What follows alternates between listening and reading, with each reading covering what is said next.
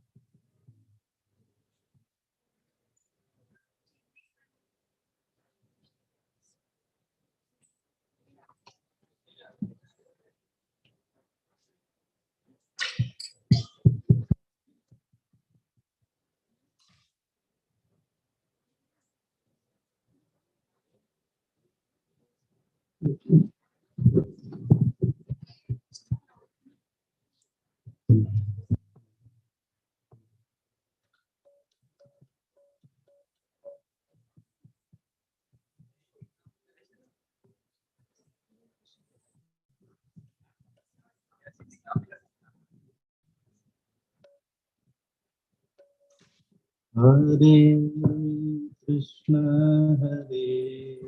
Krishna Krishna Krishna, Hare Hare, Hare Rama, Hare Rama, Rama Rama, Hare Hare.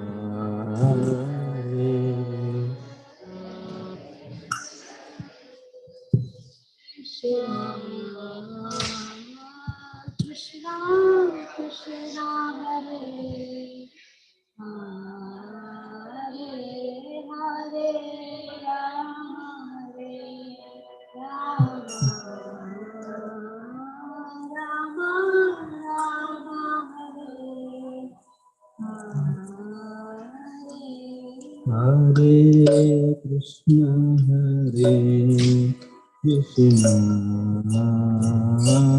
Krishna Krishna Hare Hare Hare Rama Hare Rama Rama Rama Hare Hare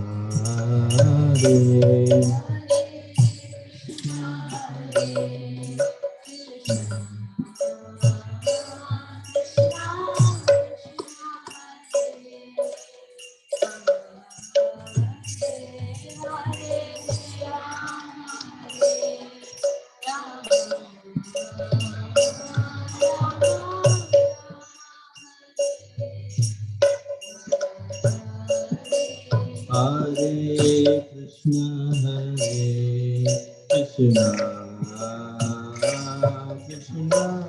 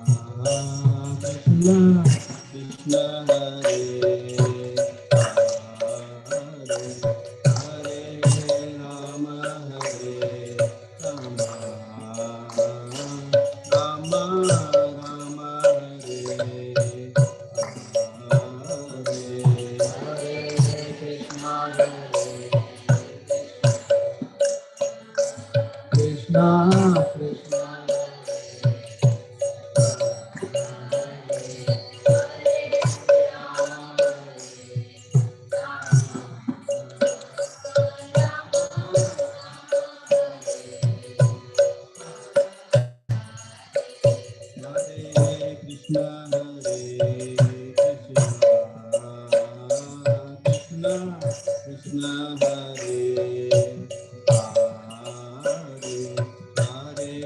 Rama,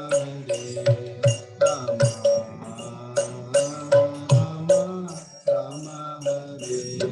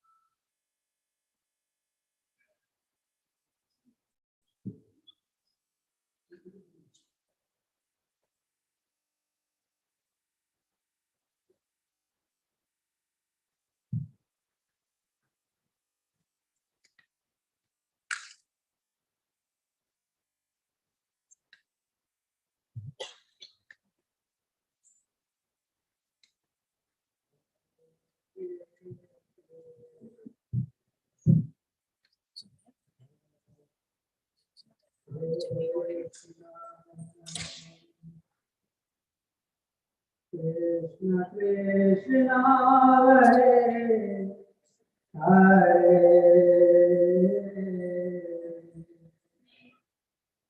Hare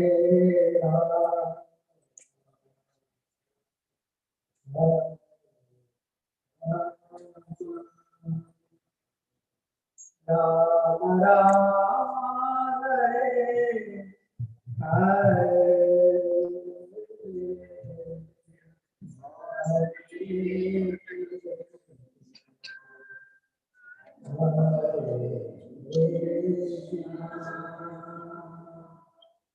Krishna Krishna Hare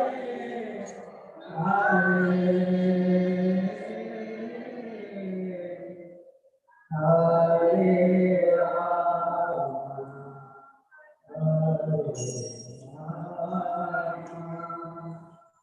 Rama Hare Hare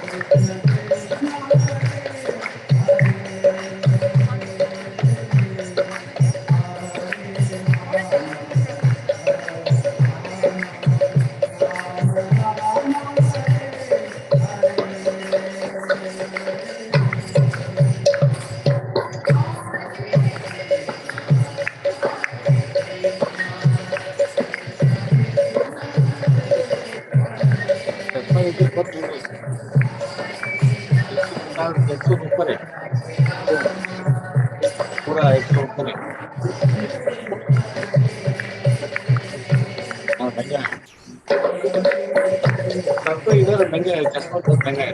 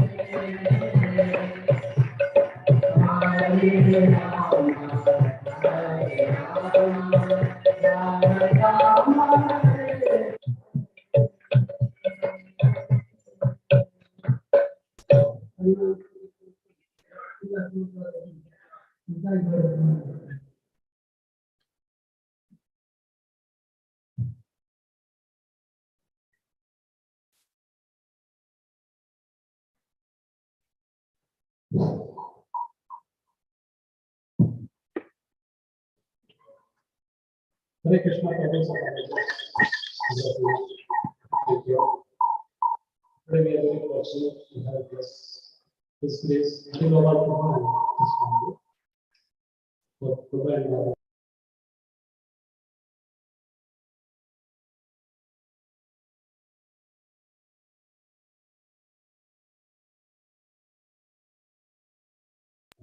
so channel. Very wonderful Kirtaniya and speaker. And very good here today. Unfortunately, due to the traffic and technical difficulties, they stuck up and just failed. Even though we have a short time, but we can have maximum time and Prabhu is going to speak about even how much energy also feel. So Prabhu is going to speak about how much we have. I will talk about the first Holidays, how the lesson is also a wonderful people, and many of from GDY devotees, they are under her guidance to learn the speak about it. Thank you, Prabhu and Mataji and the children join with us today. So without taking much time, that people, the people, and as well as the Kata. This is the Gopal King. This all of Jai Pakistan Maharaj.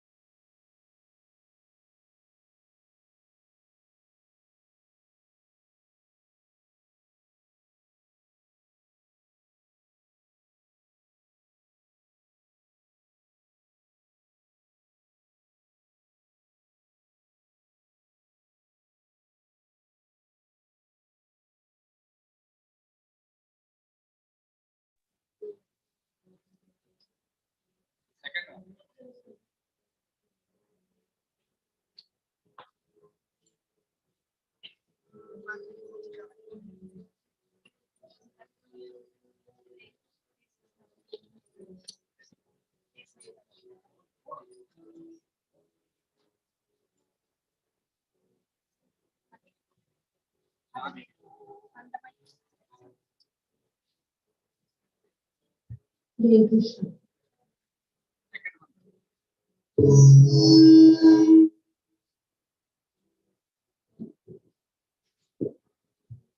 Hare Krishna. Hare Krishna.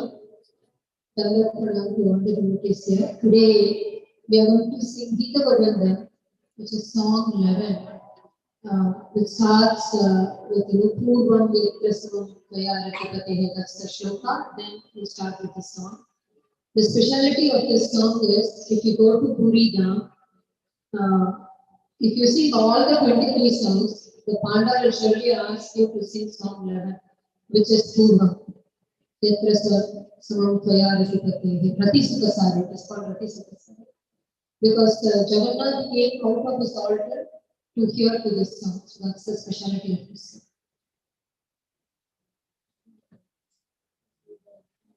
Purvam Yatra Samam Tvaya Rakipate Asadika Siddhaya Asmiye Balikuncha Vanmata Ahatite Punarmadava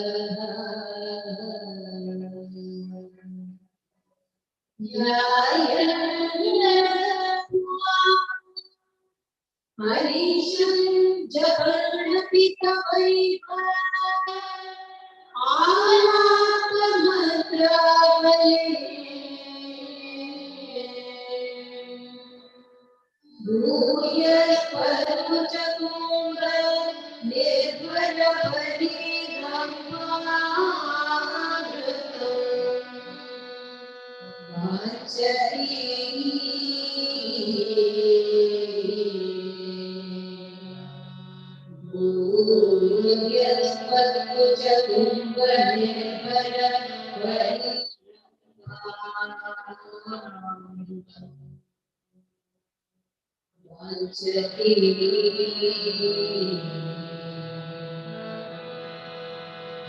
Rati Sukasare Jatamabhisare Mantana Manohare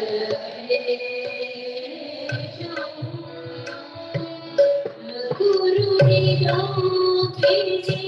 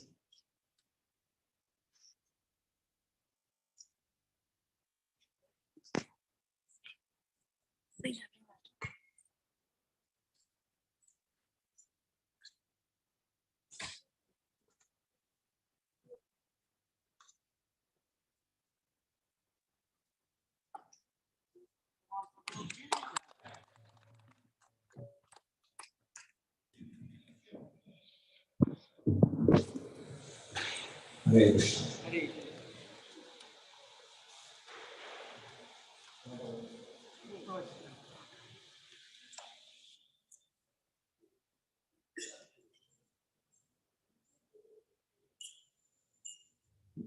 Hare Krishna.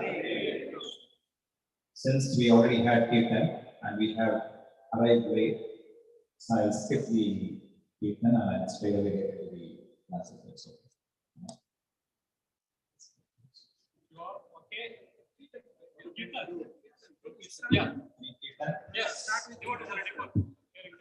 Devotees are ready for Kirtan all night? Very good.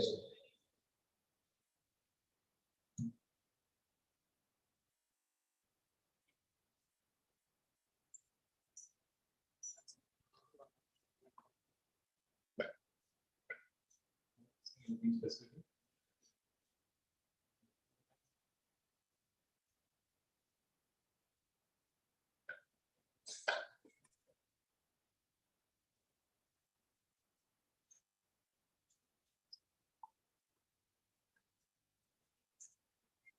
If somebody has the song Bhajahure is that okay? But that means that it's going to take long. Is that okay?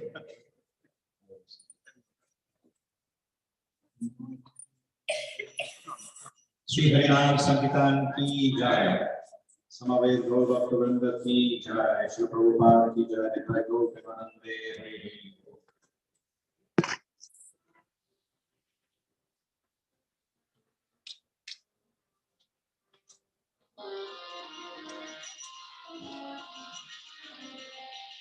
Bhajahure Sri Nandana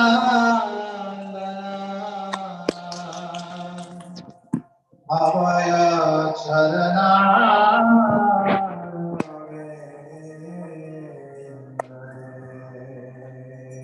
Bhajahure Mana Sri Nandana Avaya Charana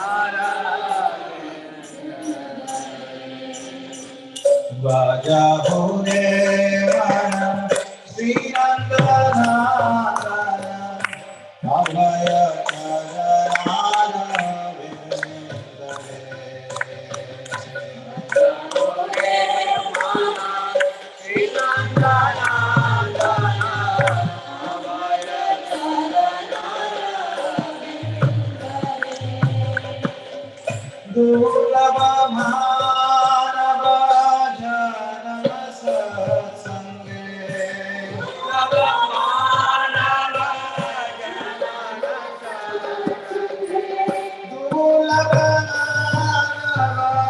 Janama Satsange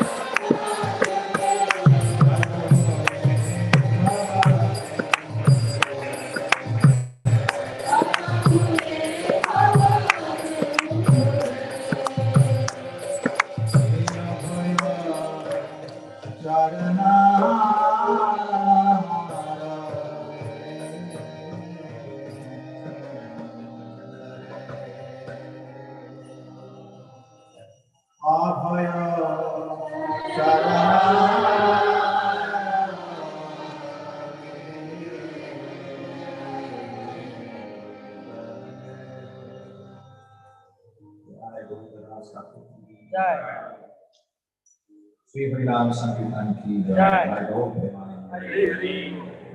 Hare Krishna. Everybody together. Hare Krishna. Hare Krishna. Krishna Krishna.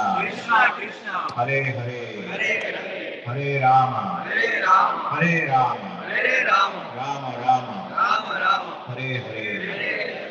Om Dhyanatimirandasya Dhyananjanasnakaya Chakshurunmilitam Ena Tasmai Sri Gurve Namaha Sri Chaitanya Manopishtam Sthapitam Ena Bhutare Swayam Rupa Kadamaham Dadati Swapadantikam Vandeham Sri Guru Sri Navakamala Sri Gurun Vaishnavanasya Sri Rupam Sadhvakatam Sadhanagunatam Vidantam Sachivam Sadhaitam Savadutam Harijana Savitam Krishna Chaitanya Devam Sri Radha Krishna Padam Sahavanalita Sri Vishakam Vidam He Krishna Karuna Sindhu Deenabandho Jagatpate Gopesha Gopika Kanta Radha Kanta Tapta Kanchana Gaurangi Radhe Vrindavaneshwari Vrishabhanu Sute Devi Pranamami Haripri Mancha Kalpatarupesha Kripa Sandhupa Evacha Patitanam Bhavanebhyo Vaishnavebhyo Namo Vishnupadaya Krishna Prasthaya Bhutale Srimati Manaswamiti Namane Namo Vishnupadaya Krishna Prasthaya Bhutale Srimati Jayapataka Swamiti Namane Namo Acharya Padaya Gataya Kripakpadayane Gauravata Damodaya Nagaragramadharane Namo Vishnupadaya Krishna Prasthaya Bhutale Srimati Bhakti Vedanta Swamiti Namane Namaste Saraswati Deve Gauravani Pracharini Durvisesha Shunnavadi Paschata Deshatarani Jaya Sri Krishna Chaitanya Prabhu Nityananda Sri Advaita Gadadhar Srivasadi Sri Gaura Hare Krishna Krishna Krishna Hare Hare Hare Rama Rama Rama Yet Kripatamah Vande Sri Gurun Devataram Paramanandamanim Sri Chaitanya Ishwaram Hare Tatsat Hare Krishna. I would like to first extend my gratitude and thank Sri Prabhu, Mataji, and all the assembled devotees for having me here to do this seva today. I hope everybody is okay with English, right? Anyway, that is all I can speak. I'm not so good at speaking Hindi, so I will continue to speak in English. The topic for today that Prabhu has assigned for me to speak is a little bit on Navaratri. We also have the Vijayadashami, Ramachandra Vijayotsava, that is approaching in just a few days at the culmination of the Navaratri. And we will speak about that. I'm also sorry that I had to arrive late here and I'll have to keep you a little extended. So kindly accept my apologies for that and having you stay here for long. But the good news is tomorrow is Sunday and Sunday is a holiday. So we can afford to be here a little bit. Yeah, Hare Krishna. So currently we are in the period of this Navaratri. Right? Navaratri, as we all know, is celebrated very widely in the entire country of Bharat. And currently this Navaratri is, as the name suggests, is the 9 nights that are being celebrated in worship of Goddess Durga. Right? Very wonderfully celebrated in the region of West Bengal as Durga Puja. You know, it's a huge festival for them. Of course, in other parts of Gujarat, in Maharashtra, and several other places. Each one celebrates, even though it's Navaratri is the same, has several significances, but it is celebrated for different reasons and different ways in different parts of the country. Right?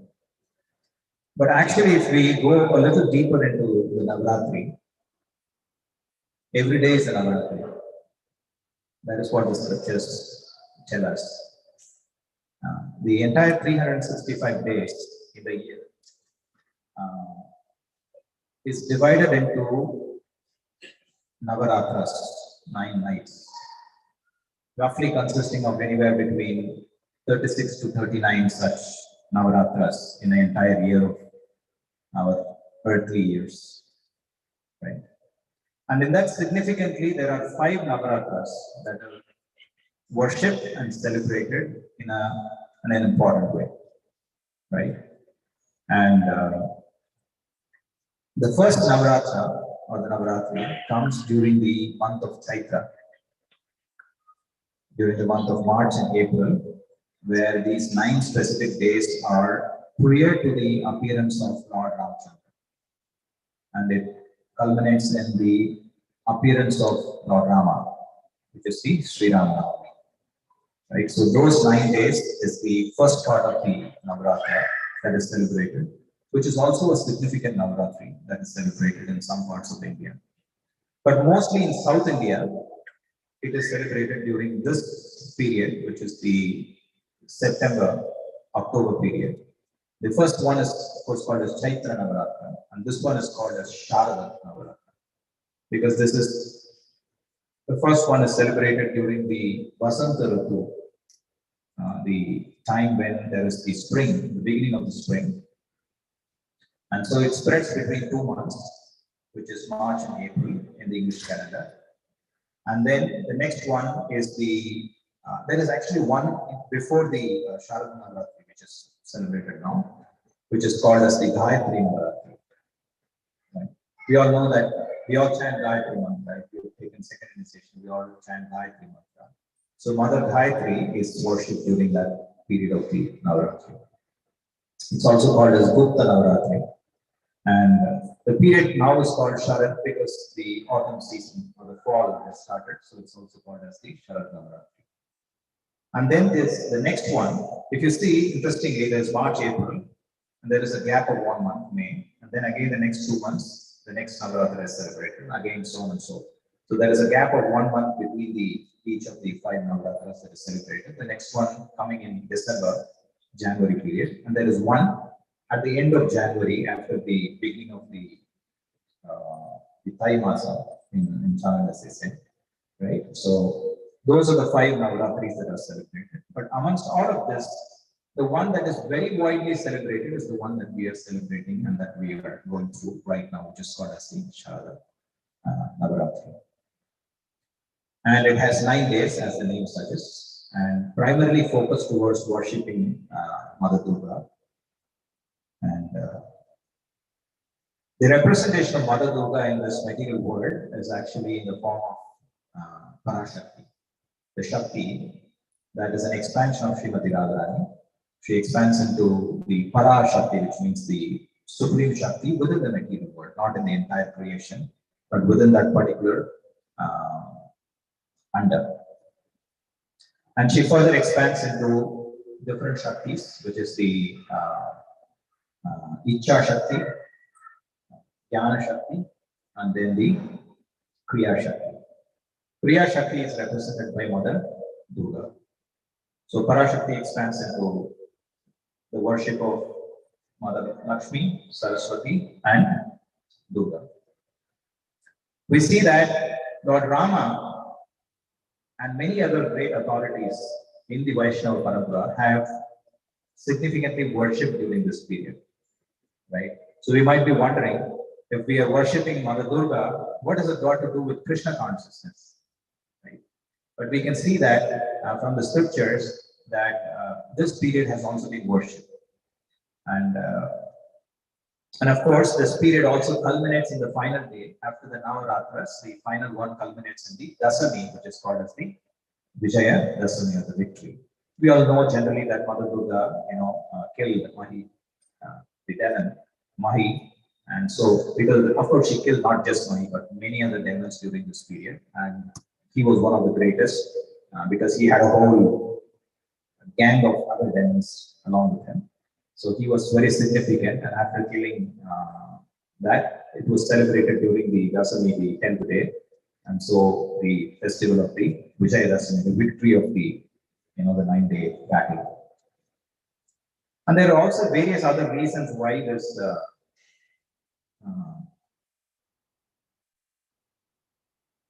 10th day of Vijaya Dasami is celebrated, and I was just taking some reference here. One other significant celebration is the victory of Lord Rama over Ravana, right? And generally called as in English terms as generally people are discussing these days, the victory of good over evil. That is the so essentially, if you look at it, the victory is generally against the evil that the dharma is established. The Lord advanced himself in this world every yuga for three important purposes. What are the three important purposes? Paritranaya sadhunam, vinashaya dushkutam, dharma samskaranarthaya sambhavami.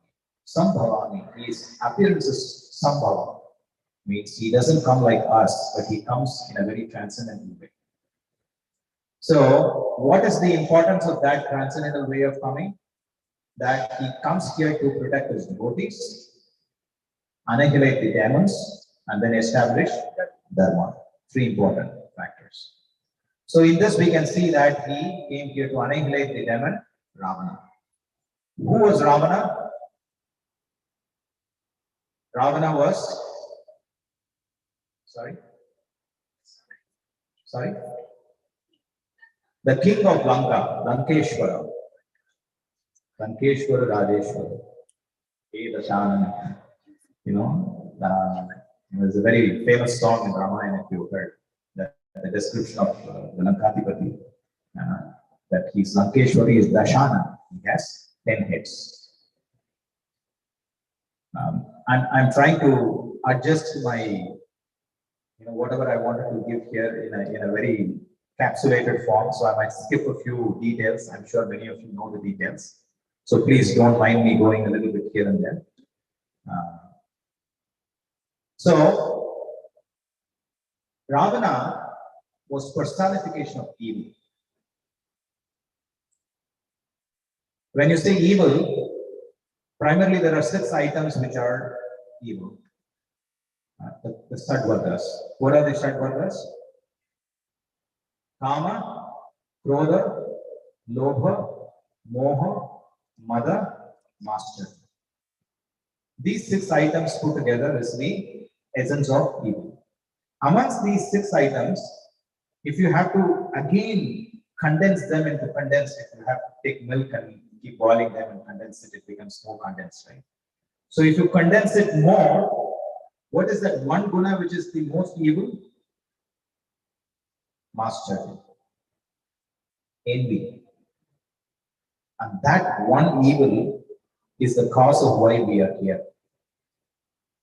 Not in Dubai, not in precise, but why we are here in this material world. The very reason we are here in this material world is because of this one evil. So now we are saying that Ravana is a personification of these 6 items. Are we not personification of these items? We are also affected by these 6 items. If we are not affected by these 6 items, why are we here in this material world? We would have already exited this material world. So it is not to just think that it is Ravana who is the demon, but there is a demon in every one of us. There is a demon in every one of us in different degrees. That's the only difference. All these 6 items are present in every one of us for sure.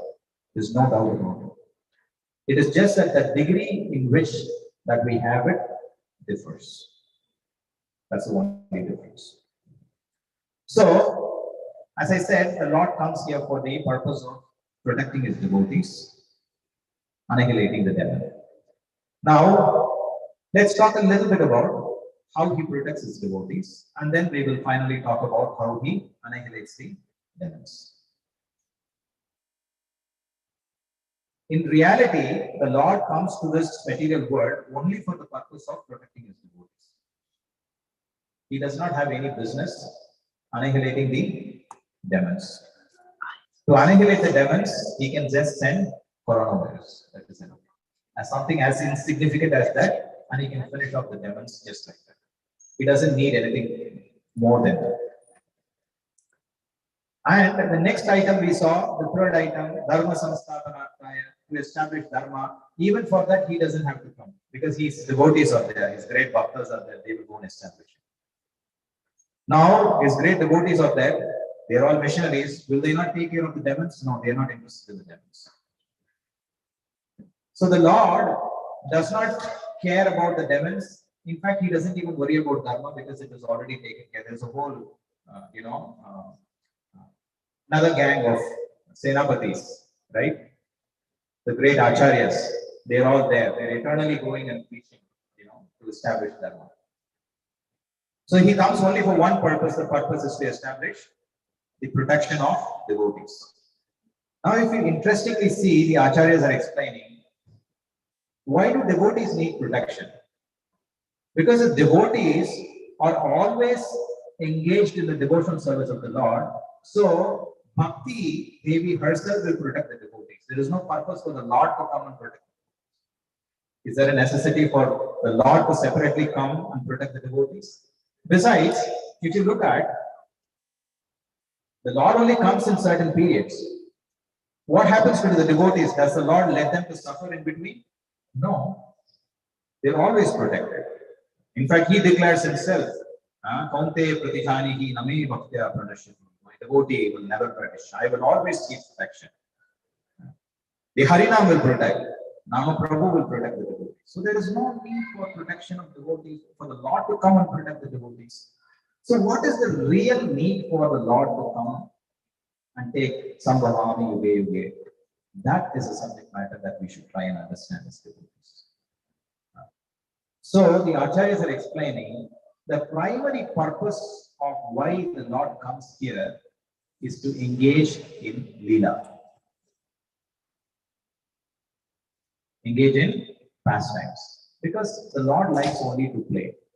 Just like the children. They like to play. They don't like class, lecture and all these things. So they all said, Prabhu, you can speak whatever you want, we'll play. So like that, Krishna is not interested in anything. He is only interested in the pastimes of Vrindavan.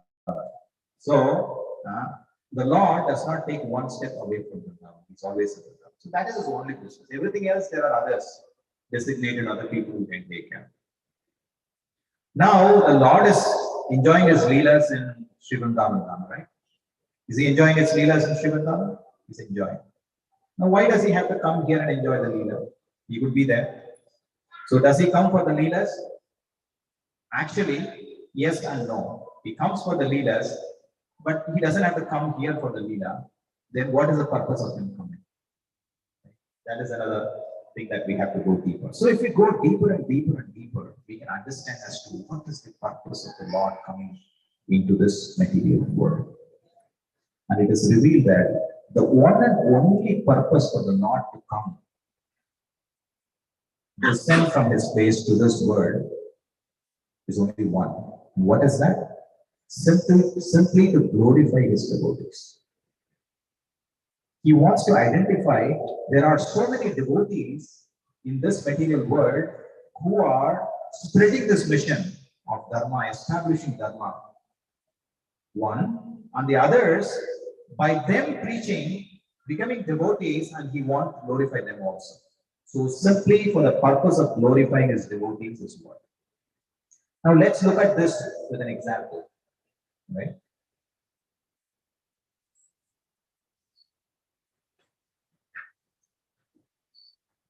Lord Rama, Sita was abducted by Ravana. He is already on the shores of the other side of Lanka. He has to cross the ocean. But before he had to cross the ocean, he is going everywhere like a madman. He's missing Sita. Oh, where is my Sita? Where is my Sita? Does anybody know where is Sita? Does anybody know where is Sita? Can you help me find Sita? Now, isn't that a little bit contradictory that Lord Rama is trying to go and search for Sita? Brahmaji says that, oh, this Krishna, the Supreme Personality of Godhead, who has taken this avatar as Rama, Vimukti, Shukala, Niyamena, Krishna, this Rama, of course it refers to Balarama also, that this Rama is the same Supreme Personality of Godhead. And who is that person? Andhantarastha Paramana Chayantarastham. He enters into the unders, the Brahmandas, Koti Brahmandas he is entering. Not only that, Paramana Chayantarastham, he also enters into the Paramanu, the atom. So the Lord is present in every atom present in this place. In every atom of our body, he is present. In every little entity that lives, he's present. Why is he searching? There's no need for him to search, but he's searching. Why? Because he wants to give an opportunity for devotees who want to serve him so that they can help him in the mission of search. Hanuman, one leap, he's in Lanka. Many, many miles. Now, of course, they're saying 18 miles. But in that yuga, it says there are 800 miles he jumped, just one leap, 800 miles. One jump, long and high jump, both together. Can you imagine? 800 miles. He jumped. He came back, contained Sita, found Sita. And then he already destroyed Lanka, almost destroyed Lanka. Then he thought, okay, if I destroy entirely Lanka, then what glory is there for Lord Rama? I'll leave something there. So he came back. He came back, and Lord Rama is saying, oh, how can I repay you, O Hanuman? How can I repay you? I'm eternally indebted to you. Who is saying this? Lord Rama is saying, I'm eternally indebted to you, O Hanuman. Hanuman is scratching his head. He's thinking, what did I do? I just said Jai Shri Ram and I jumped there. And before that, I didn't even know that I can jump. Even though he had the ability to jump, he did not even know his ability that he can jump. Somebody had to remind him that, oh, you have been given this ability and you will be able to do it. So do it now. This is the occasion for which you have been given this ability. All of that was told to him. Before that, he didn't even know. And so, Hanuman is thinking, oh, why is Lord saying that I am eternally indebted to you? I have no capability. You are the capability. Like that, then Vibhishana comes. We all know the story of how Vibhishana is accepted. It's again a very wonderful pastime of Lord Rama as to how he accepts anybody who extends his hand saying that, oh, I want to come and surrender. A beautiful occasion. Vibhishana says, Lord Rama is asking the Vibhishana, oh, my dear Vibhishana, I want to cross the ocean. Do you have any ideas? And so the Lord doesn't have any idea. And who is that Lord? When Mother Earth was under the nether ocean, he simply took an avatar of Varaha, dived in, took Mother Earth and came out. And he is asking, how should I cross the ocean? Can you imagine? And the ocean that he dived in was not as small as this Brahmanda's ocean. It was the causal ocean, right? It's much bigger. He jumped in, Varaha. So again, he is giving opportunity to Vibhishana, glorifying him. Oh, Vibhishana is saying, oh, you pray to Sanga. If he is pleased, he will allow you to cross, he says, right? He says, okay, I'll pray. Who's praying? Lord Rama. He wants to glorify Saga also, right? And then he is fasting, he's sitting down and he's glorifying Saga. And then he's meditating on Saga. But the Lord is Andhantarastha Paramanu. He wants to glorify the devotees. But be careful, devotees. You might be a devotee, but if there is an iota or a tinge of pride, then immediately the Lord takes a stick.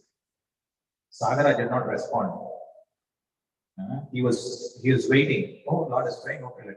When Rama is praying, okay, Dasharatha's son is praying. Okay, let him pray. Okay, I will come when I have to come. Immediately the Lord became angry, took his bow, fire. That Sagara was literally evaporated.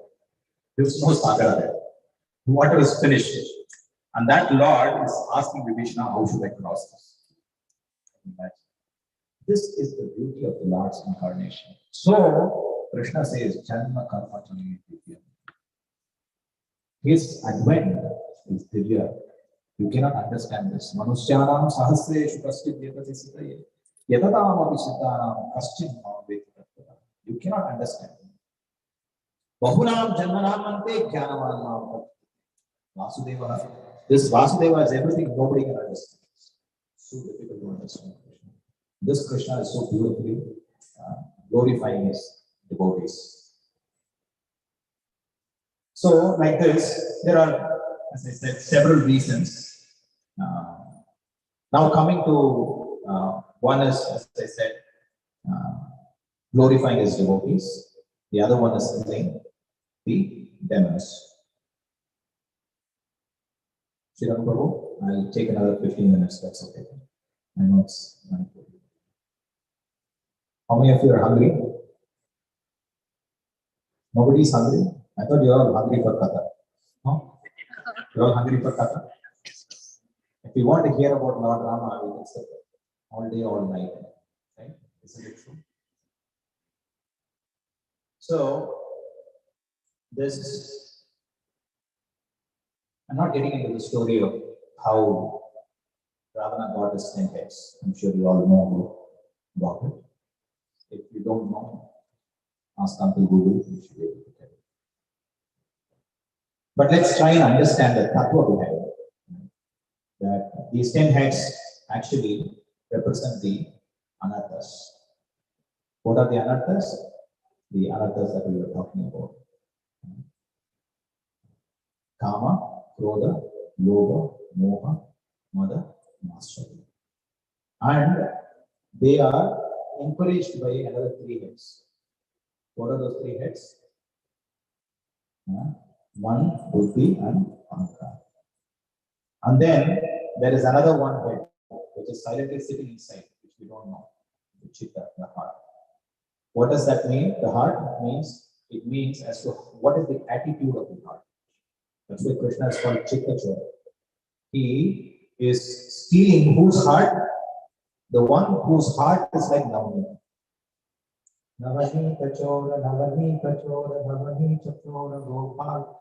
So he's stealing the hearts of, we are approaching Damodar, stealing butter. What does the butter actually mean? He steals the butter-like hearts of the devotees. That is the butter that he's stealing, right? So, where was I? Yeah, Ravana, Chitta. So these 10 heads were the representations of these anarthas. Lord Rama in his fight,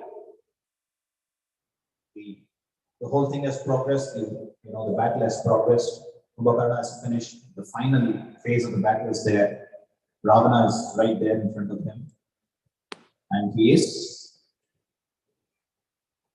sending his, arrows, like how? Like lightning, right? When it left the bow and when it reached the other end, nobody can figure out. So that speed is what the arrows are going. One by one, the head of Ravana is being sliced. It falls down, and there are 1,000 heads there. Nothing is happening to Ravana. He is alive. Then Lord Rama is thinking, oh, is this the same arrow? The one arrow that killed Bali? Is this that one arrow which slashed? Who's that? Kara and Dushana. And is this that one arrow which sliced all the 14 palm trees in one stroke? What is happening? He is lamenting. Who? The Supreme Personality of Godhead is lamenting. There also he is thinking how he will glorify his devotee. Beautiful, right? So he is praying, oh, my dear Rishis, my dear great personalities, please guide me. I am in so much anxiety. I need to kill this Ravana. And then Agastya Muni is appearing there. And he's saying, oh, do you not know the story of this Ravana? Right? Do you not know where the secret of his life is? The secret of his life is in a nectar, in a pot of nectar. He got that pot of nectar from none other than Brahma. And that is hidden in his heart. That nectar is sitting right in his heart. So if you have to kill him, you should not kill by slicing his head, but you should pierce your arrow into his heart. But then, no arrow can pierce his heart. What is this? You said you have to pierce in the heart. I thought instead of head, I have to turn it to heart. But you're saying no arrow can pierce his heart. So what is the solution? The solution is he chants the Aditya Hridaya at the point in time. The Lord chants and infuses the power of the mantra into the arrow, and Lord Rama releases the arrow. And Valmiki is taking one moment. I just mentioned, saying that when Lord Rama, when he is stringing his bow, when he is mounting his arrow, and when he is releasing it, and when it reaches the end, nobody can even think how much time it took. It is like fraction of a second. At that time, Valmiki is taking one moment to describe the scene there. What is he saying? This Ravana, when Lord Rama was mounting, is thinking, what are you mounting? 1,000 heads are there, right? Do you know who I am? I was fighting with the Indra, Devendra, right? And when he came approaching me to kill me with his Airavata, the, what do you call? The ivory, not the Vajra, the Airavata's trunk. The Airavata's trunk, he was trying, of course, with Vajra, but Airavata's trunk, tusk. Yeah. Now the trunk is this thing, right? Yeah. The tusk. That came and hit the chest of Ravana.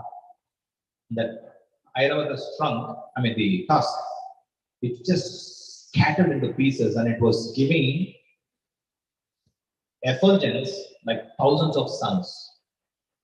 Which means he describes the power of Airavata's tusk, how powerful it is. It's even more powerful than the Vajra. And it is just going in scatter, feathers scatter. And Ravana is saying, to that person you're pointing the arrow. And he is like looking everywhere, to all his soldiers and all his commanders. And he's looking everywhere and he's like raising his chest and he's so proud. Lord Rama releases the arrow, hits his heart, and down goes Rama. The pride is gone. The moment the pride goes up, right, the Lord does not. Your virya is okay. The Lord is ready to play with you. When you show your virya, He is ready to play with you. Just like how He was playing with Hiranyaksha. But when you show your pride, He will not wait one moment. That is not something that the Lord will tolerate. So like that, Ravana came down. And as I said, this Ravana is just one demon who is that personification of all these evil, which is culminating in envy. This envy is very dangerous, Master. As I said, that is the very reason of why we are here in this material world. So far, we heard story. Now let's understand the tattva a little bit seriously, right? This envy is very, very dangerous. Lord Kapilate explains this envy in his third canto of Srimad Bhagavatam. He says there are 4 types of envy. Okay, I will explain this and how you handle this envy in probably the next 7 to 8 minutes, and then we conclude it. So he says there are 4 types of envy. The first one is called kala. Second one is called dvesha. Third one is called asuya. And the fourth one is called matsa. The first one, which is kala, what is the nature of this envy? The nature of this envy is that if one becomes envious with another person, he becomes so envious and focused towards that person that he will plan and execute how to destroy that person. That is the nature of that envy. His focus in life only is to address that particular person's envy, meaning his envy towards the other person, and destroy him. Destruction. That is one. So, first one is plan. Next one is dvesha. Dvesha means you all know, indifference, right? And slowly develops into hatred. And that hatred finally takes one form. What is it form? Enmity. You can see Hiranyaksha had enmity. Hiranyakashipu had so much enmity because of his brother. Oh, he killed my brother so that Vishnu. He had so much enmity. Can you imagine? Don't take this enmity very lightly. Can you imagine that Hiranyakashipu, the enmity that he developed and the hatred that he developed towards Vishnu became so much that he could even afford to kill his own son. Srimad Bhagavatam explains when Prahlad came and offered obeisances to his father, father was very pleased. He said, oh, look at my son, how cultured he is growing. You know, he's learning so nicely. And he took him, put him on his lap, and he kissed his forehead. You know, Srimad Bhagavatam is explained. That same father, Hiranyakashipu, could afford to kill his own son. Why? Because of this enmity. So, enmity can get to the extent that it can destroy not just the other person by your envy, but your own self. 90% of the blood pressure problem is because of this situation in this world. The third one is asuya. This one is very subtle. It's there, sitting somewhere. You don't even know that there is hatred, there is enmity, and so on and so forth. And how it works is that primarily fault finding. The moment there is one fault, immediately only the fault will be there in their eyes. The good things will not be there. Only the fault will be there in their eyes. In case there is no fault, they will implant the fault and find the fault. That is the nature of asuya. So Krishna says, I am giving this knowledge of Bhagavad Gita to you, Arjuna, because you are anasuyave. Anasuyave. You do not have this nature of envy with you. This subject matter of Bhagavad Gita can be understood only by someone who is non-envious. Srimad Bhagavatam begins. We'll come to that. The last item is the Matsara. What is this? This is the master of all the other things. Asuya, Dvesha, and Kala. What it does, it is like the Matsara. Matsarya, like the mosquito. It bites everybody, keeps on biting everybody. Doesn't matter. You're good, I will bite you. You're bad, I will bite you. Doesn't matter. No differentiation. That is the way that enviousness works. And it's called the heights of enviousness. So, what is the culmination of this Matsarya? Totality of envy. Envy in its totality. So, let's understand this easily. Kala means planning, P. Right? Dvesha means enmity, E. Third one is what? Asuya means what? Subtle. It's very subtle. It's subtly sitting inside. And Matsarya is what? Totality. So P, E, S, T. What is it? Pest. This is a pest that is sitting right inside us. What does the pest do? Pest destroys the crops. It can sit inside, develop into some kind of a disease and all that. So can you keep the pest inside you? But before deciding whether we need to keep the pest inside us or not, we have to understand whether the pest is there or not. Diagnostic should happen first. Right? If you don't go to the doctor and diagnose that there is a problem, how will you understand there is a problem? So first of all, we have to go and understand that there is a problem inside. The pest is sitting inside. And then the problem, especially for devotees with this pest, is what?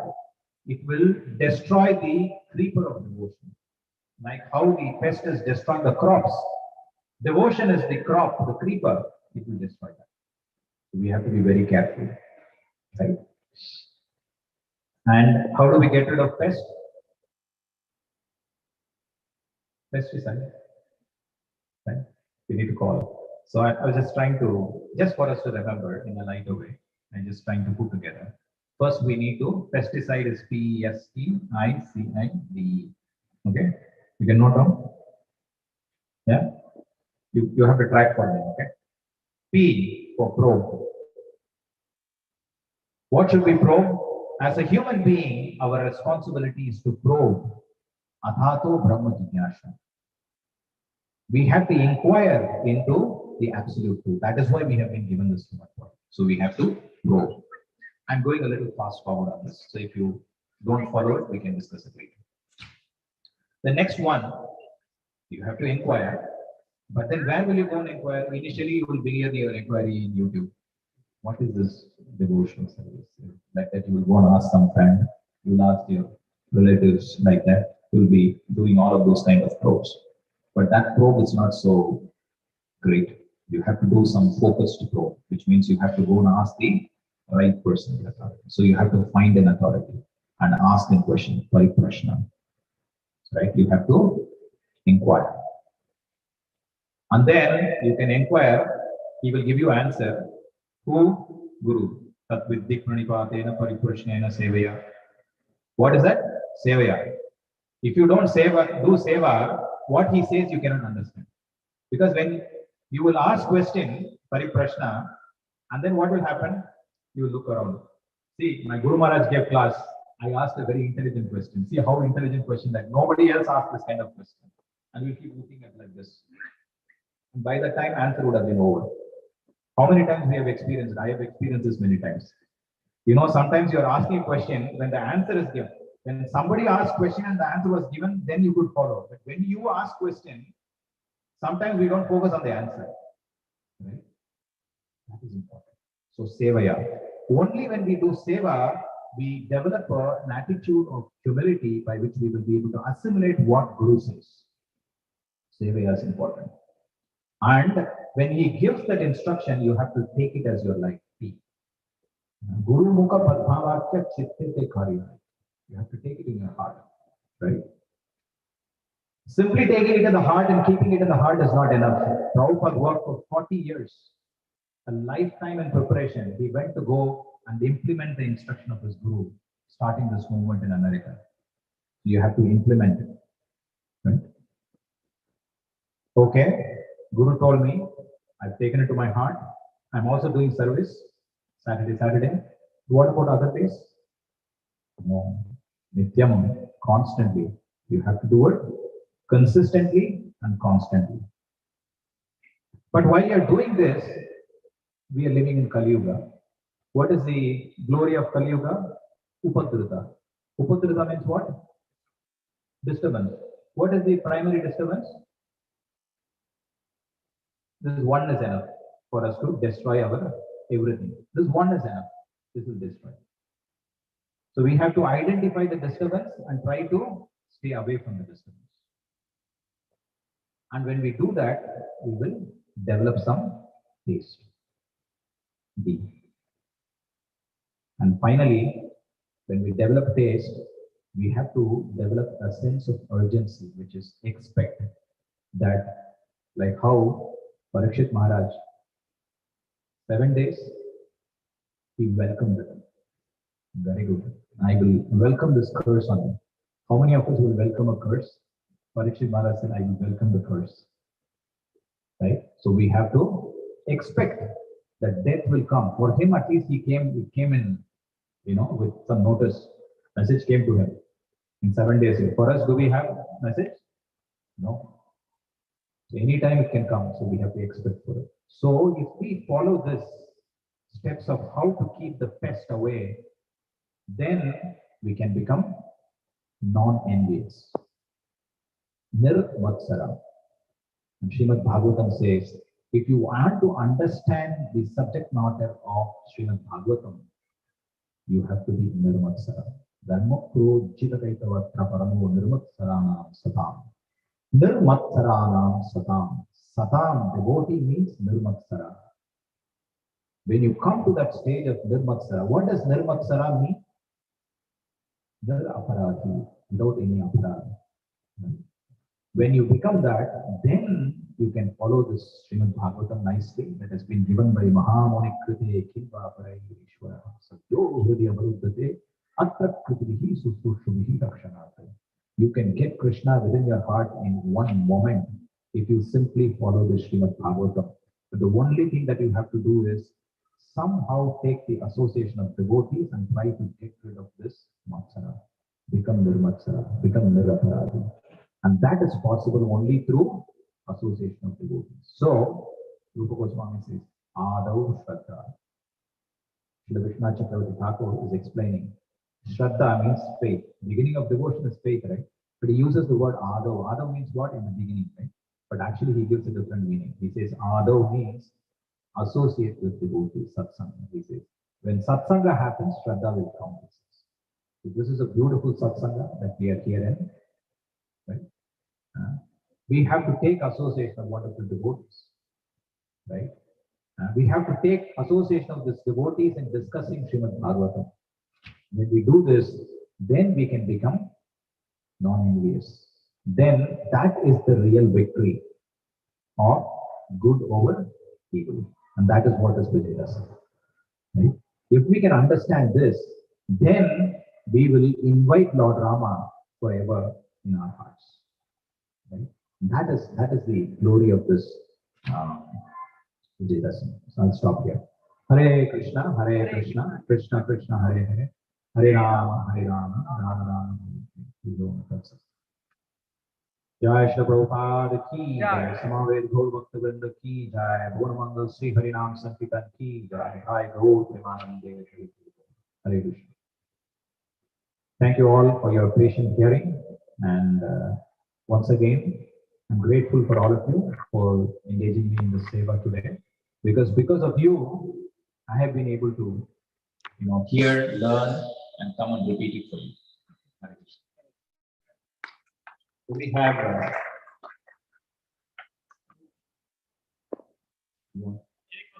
anybody has any questions? When is prasadam? That is my question. Yes.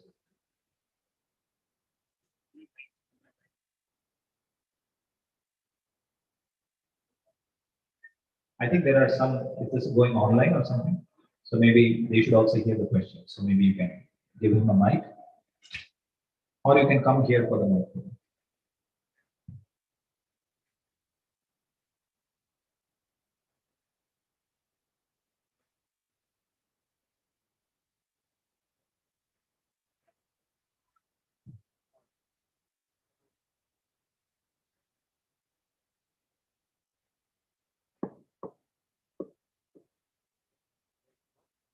Hare Krishna. Hare Krishna, Prabhu. My question is, I'm from Canada. Kolkata. Yeah. So, Prabhu, before in this day, there is a one day where that we put a small girl in front of Durga Mata. In front of Durga Mata. And then we, do puja. Okay, so that's what I wanted to know. What is that puja? There are so many ritualities that are done in India. If we have to understand all of these ritualities, we won't even have a clue as to how these ritualities came. I can tell you one such ritual. In the marriage was happening, the Purohit was chanting mantras, and the muhurta had come that the groom had to tie the Mangal Sutra. There was one cat running around. Because those days marriages are happening in the house. So what did they do? They said, why is this cat running here and there? Why doesn't somebody control the cat? So they took a big basket and put it on top of the cat and made sure that the cat was not disturbed. Understood? And then marriage over. And then after many years, there's one more marriage happening for the next generation in the house. Then the boy is saying, okay, time for Mangal Sutra. He said, no, wait. We haven't found a cat yet. There was a cat. We haven't found the cat yet. It's somewhere there. Let's catch that. I have to put it in the basket. Only then you can do Mangal Sutra. No, but no, cat is important. So this is, I'm not saying that is one such ritual. I don't know. But just in a lighter vein, there are so many rituals that are happening. We don't know the reasons. Maybe there is an important reason for it. But what I can think is that the whole culture of this Navaratri or Durga Puja is an opportunity for us to engage in trying to understand the leaders of the Lord. Like in South India, they keep Kolu, which means divine existence. The word Kolu means that not Guru means steps and they put dolls. Guru means usually refer to the dolls. But actually it means that divine existence of the Lord, which means the Lord is actually sitting there. So which means when he is there, I believe originally there were 9 steps, and each of the steps refer to the Icha Shakti, the Jnana Shakti, and the Kriya Shakti, right? So what they used to do is that they used to elevate themselves in terms of, you want to perform an activity, Icha, you have a desire to do something, and then they will use the Jnana Shakti. What is the Jnana Shakti used for? To understand whether this activity has a relationship to Krishna or not. Bandha Krishna Sambandhi Yuktam Vairagya Mokshati. That is, whether it has connection to Krishna or not. That is for devotees. But if you are not devotee, then you don't care about whether it has. You don't even know Krishna. You don't even know who you are. How will you find connection to Krishna? So these things were kept so that they will be able to, at least on those days, you focus on Mother Lakshmi, you focus on Mother Saraswati, you focus on Mother Durga, so that you will be able to find some kind of thing. So that point I was trying to say, but I just slipped out of my mind. Arjuna did this.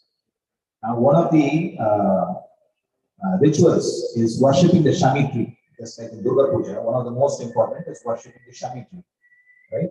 You understand English, no problem. So Shami tree, what is the importance of Shami tree? That is the tree under which Mother Durga lives. She is always sitting there under the Shami tree.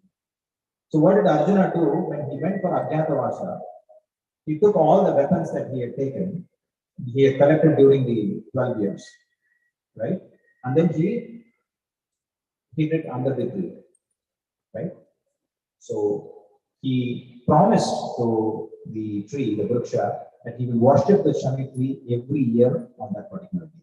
When was that day? That was the day when he took all the weapons and he fought for the king of Virat to be worshipped. It is also said Lord Rama, before he stepped into Lanka, he worshipped the Shami tree. There is also another thing that Ganesha lives under the Shami tree, obviously because of Durga. He lives under the thing. And Ganesha is who? He is the one who clears all the Vigna. So it's called Vignaisha, right? So he clears all the obstacles. Like that, there are so many rituals like that, but my little knowledge, I don't know so many of those rituals that are in Kolkata. Maybe we can find out. I'm sure other devotees might be able to give. Yeah.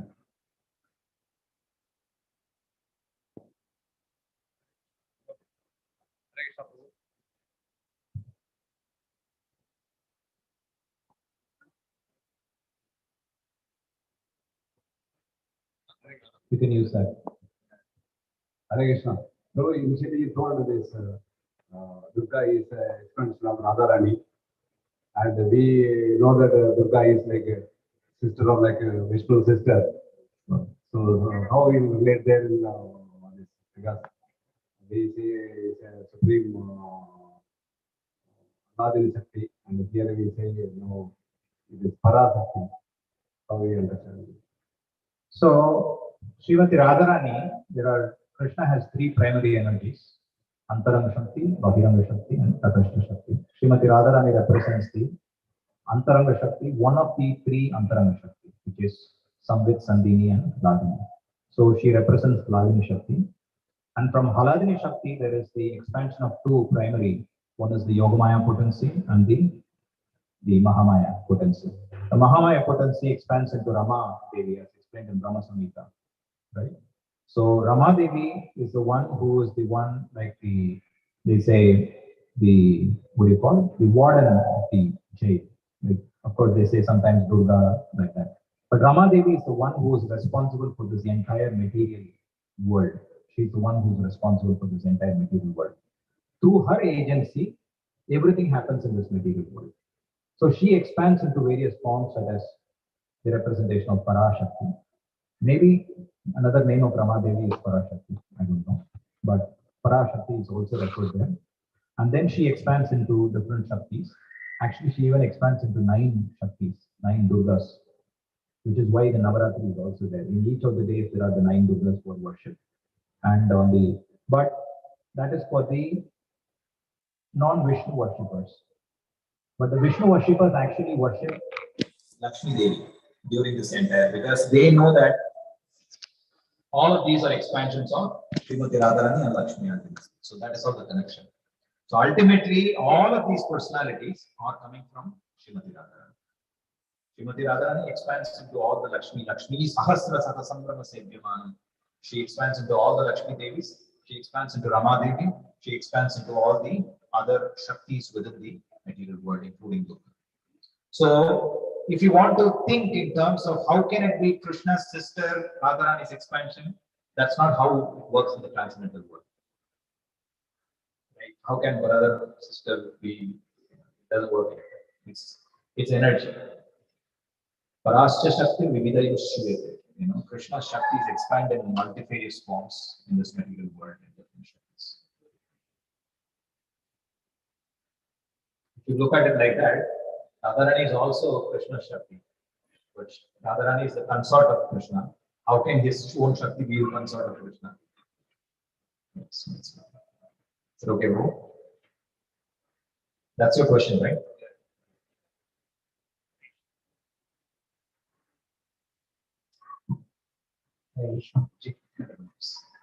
Thank you for enlightening units this short time, but you have very nicely enlightened the various space of the other anarthas or demons. So my question is that even after practicing some nations, Krishna consciousness, still that all these anarthas are there within our heart in various forms, in different forms. What is your suggestion for us as practicing devotees to get down? Okay. I have no suggestion for that. Srimad Bhagavatam has only one suggestion for that, and that's the only suggestion Srimad Bhagavatam has. Right? And it begins with this most wonderful set of 5 verses. It calls all these anarthas as abhadra, abhadra, inauspicious anartha, same. Says you have to begin by Srinvatam Swatava Krishna Punya Shravana Kirtanaha Hridyantastohi Abhadrani. Inside this heart, these anarthas are sitting. You have to begin by hearing Srinvatam Swatava Krishna, which is hearing Bhagavad Gita and Srimad Bhagavatam. Hridyantastohi Abhadrani Vidhunoti. He cleans these anarthas. If it is not cleaned, then the problem is we are not hearing. So we have to hear. If we are hearing, and if it is still not clean, then also there is problem. What is the problem? That is explained in the next floor. Nashta prayesha vadeshu. He will clean if you hear. Even if you hear once, he will clean. But then how much will he clean? He will only clean 99%. Nashta prayesha. Not completely. Why? The remaining he leaves it for us to see. Are you really serious about it, or are you coming back? Like, for example, somebody who's coming for the first time to this program today. Anybody? No. Let's say somebody comes. Who? So let's say Mataji. What's your name, Mataji? Ranjita. Welcome for the program. Sorry, we're keeping you delayed. Thinking, oh, I went to this program. I thought it would be over at 9 o'clock. This Prabhu came. He's speaking till 9:48. Please don't think like that. But let's say you came. Then our Gopikana Mataji would have welcomed you. She will spend special time with you, and she will. And then after that, another 4 or 5 months, you don't come. Let's say you come. I'm saying, in case if you don't come, he wants to see how sincerely you are trying to take this seriously. Gopikana Mataji spent time. She gave you one Bhagavad Gita. She will give you one Japmala and all those things. But she wants you to come regularly. So, Nashtapraya Shavakreshu Nityam Bhagavata. Whether you are doing it Nityam, are you interested in this on a daily basis? Are you serious about it? Nityam Bhagavata. Then Bhakti Bhavati. Then Bhakti will come. When that Bhakti comes, what will happen? Tada, at that time, Rajastamo Bhava. The Bhavas of Raja and Tama, which is what? Kama Loka Adayaha, which is Kama. Krodha, Lobha, Mata, Master. Rajastamo Bhava, Kama Lobha, Cheta Etain Anavidam, they cannot be finished. Stitam Sattve Prasidati. It will become fixed completely in Sthita, which means we will be in Sudha Sattva.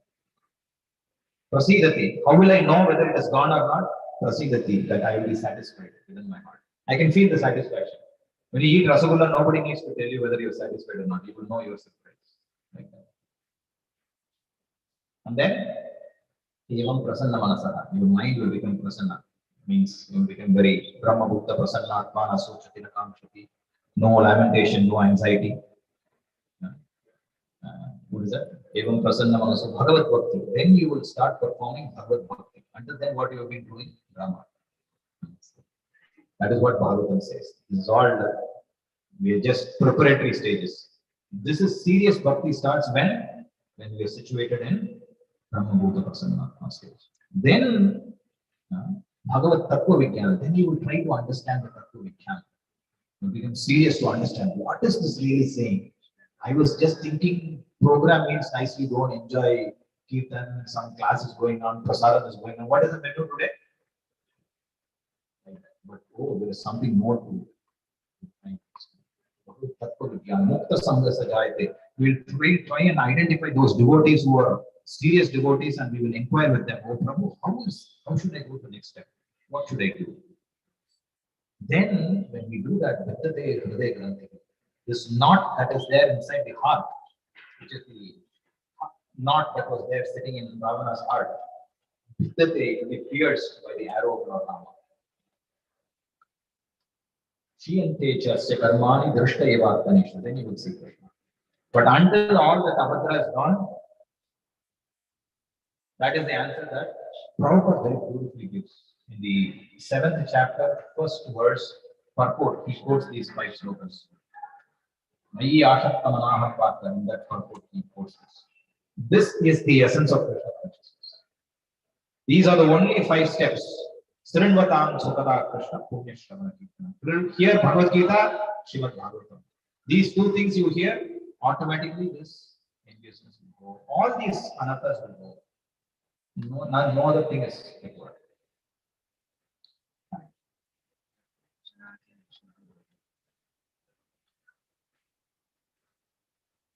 Next time, Sri Lanka Prabhu will not invite me.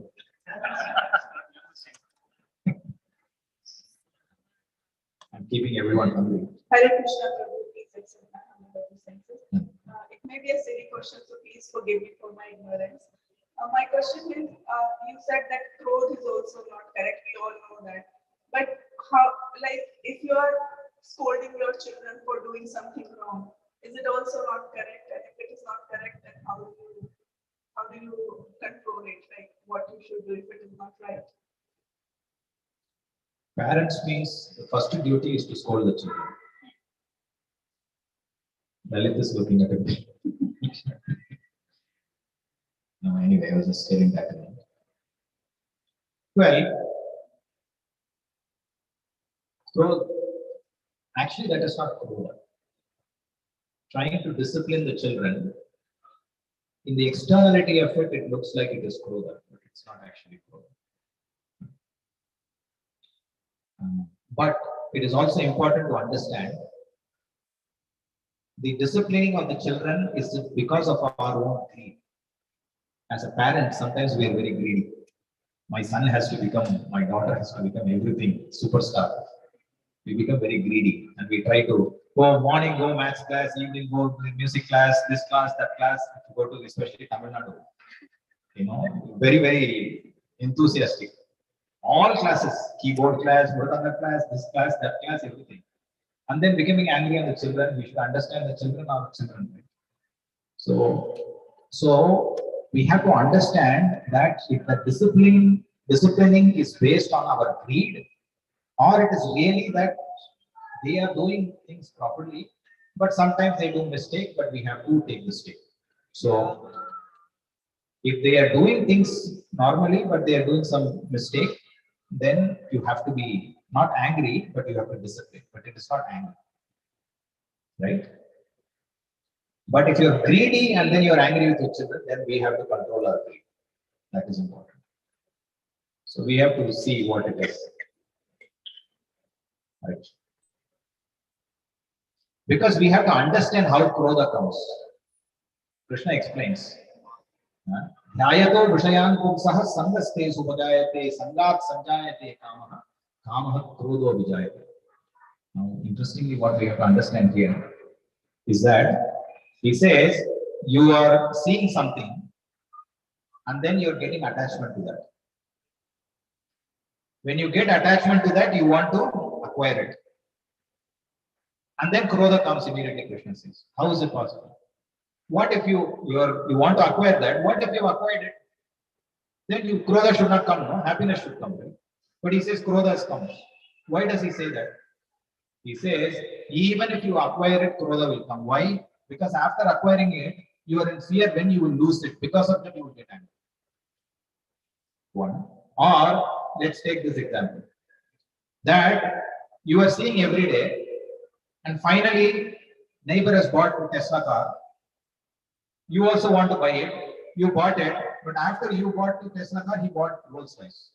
Anger comes. Oh, I was trying to go for this, but then he has gone one more step. Now what will I do? I lived my entire life trying to save for this one Tesla car, but this fellow is gone. Now I only have another 5 years left in my thing. I have to retire now. How will I buy this Rolls Royce? Anger comes. So anger will come. That is because of our desire.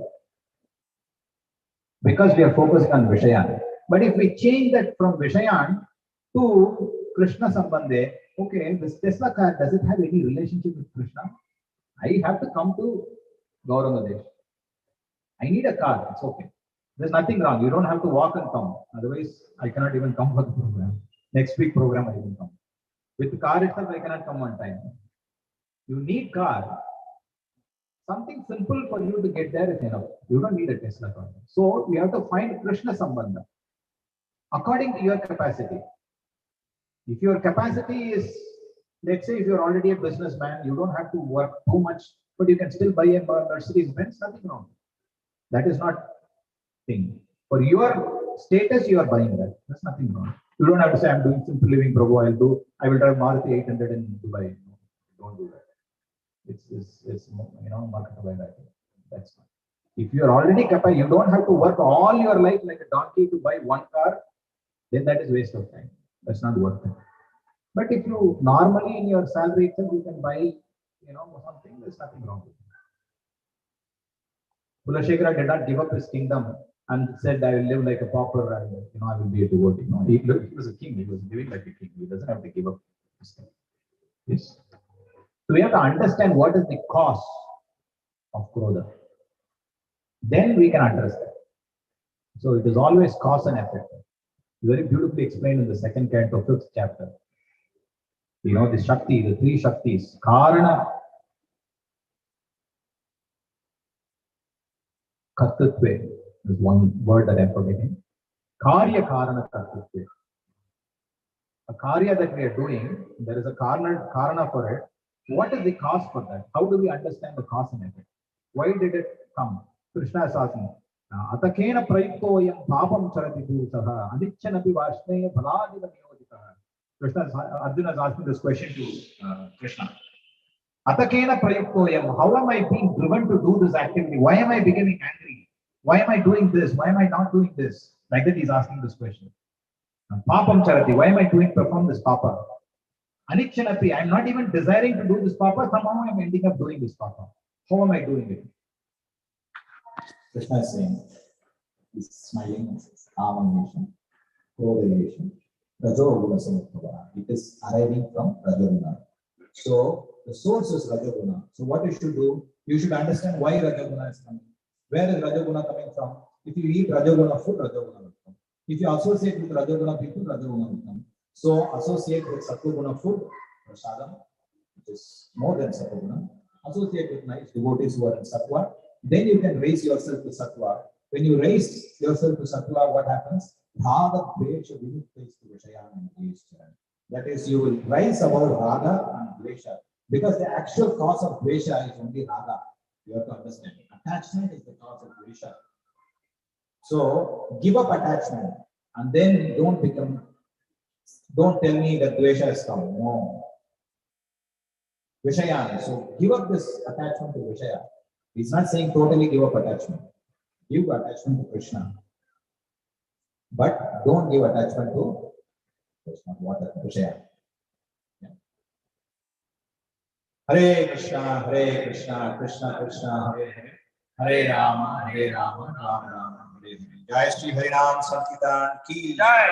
Shri Ramachandra Jayotsav ki Jai. Shri Jayadashmi Mahotsav ki Jai.